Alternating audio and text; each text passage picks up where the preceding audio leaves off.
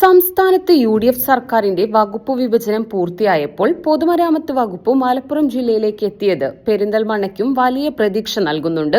ഗതാഗതക്കുരുക്കിൽ വീർപ്പുമുട്ടുന്ന അങ്ങാടിപ്പുറത്തെയും പെരിന്തൽമണ്ണയിലെയും യാത്രാക്ലേശത്തിന് ശാശ്വത പരിഹാരമാകുന്ന ഓരോടം പാലം മാനത്തുമംഗലം ബൈപ്പാസ് നിർമ്മാണം വേഗത്തിലാക്കാൻ പുതിയ മാറ്റം കരുത്തേകുമെന്നാണ് ജനങ്ങളുടെ പ്രതീക്ഷ. 2 പതിറ്റാണ്ടിനു ശേഷമാണ് പി.കെ. ബഷീറിലൂടെ ജില്ലയിൽ നിന്നുള്ള ജനപ്രതിനിധി പൊതുമരാമത്ത് വകുപ്പിന്റെ അമരത്തെത്തുന്നത്.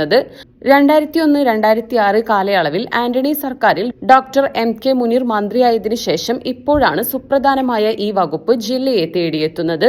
അങ്ങാടിപ്പുറത്തെയും പെരിന്തൽമണ്ണയിലെയും ഗതാഗത പ്രതിസന്ധി പരിഹരിക്കുന്നതിനായി മാനത്തുമംഗലം ഓരാടം പാലം ബൈപ്പാസ് 5 വർഷത്തിനുള്ളിൽ യാഥാർത്ഥ്യമാക്കുമെന്ന് നജീബ് കാന്തപുരം എം.എൽ.എ. കഴിഞ്ഞ ആഴ്ച വ്യക്തമാക്കിയിരുന്നു.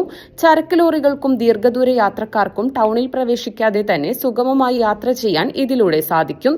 പൊതുമരാമത്ത് മന്ത്രിയായി ജില്ലക്കാരൻ തന്നെ എത്തുമ്പോൾ ഈ പദ്ധതിയുടെ സാങ്കേതിക അനുമതികളും ഉദ്ഘാടനം പറഞ്ഞ സമയത്തിനുള്ളിൽ തന്നെ നടക്കുമെന്നുമാണ് നാടിന്റെ വിശ്വാസം. സമീപകാലത്തൊന്നും ഇത്രയധികം സുപ്രധാന വകുപ്പുകൾ ജില്ലയിലെ ജനപ്രതിനിധികളെ തേടിയെത്തിയിട്ടില്ല. പി.കെ. ബഷീറിനു പുറമെ പി.കെ. കുഞ്ഞാലിക്കുട്ടി, എ.പി. അനിൽകുമാർ, കെ.എം. ഷാജി എന്നിവരും സുപ്രധാന വകുപ്പുകൾ കൈകാര്യം ചെയ്യുന്നുണ്ട്. സംസ്ഥാനത്തെ ഏറ്റവും കൂടുതൽ തദ്ദേശ സ്ഥാപനങ്ങളുള്ള ജില്ലയ്ക്ക് കെ.എം. ഷാജിയുടെ തദ്ദേശ വകുപ്പ് മന്ത്രിസ്ഥാനവും വലിയ നേട്ടമാകും. വകുപ്പ് മന്ത്രിമാർ ജില്ലക്കാരാകുന്നത് പെരിന്തൽമണ്ണയുടെ വികസന കുതിപ്പിനും അടിസ്ഥാന സൗകര്യ വികസനങ്ങൾക്കും ആക്കം കൂട്ടും.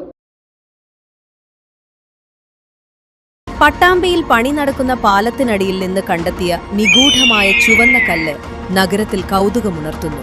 എനിക്ക് തോന്നുന്നത് ഇതെന്തോ മാറ്റത്തിന്റെ തുടക്കമാണെന്നാണ്.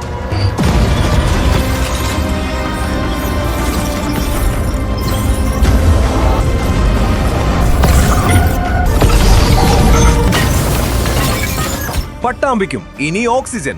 ഉദ്ഘാടനം മെയ് 25 തിങ്കൾ രാവിലെ 10.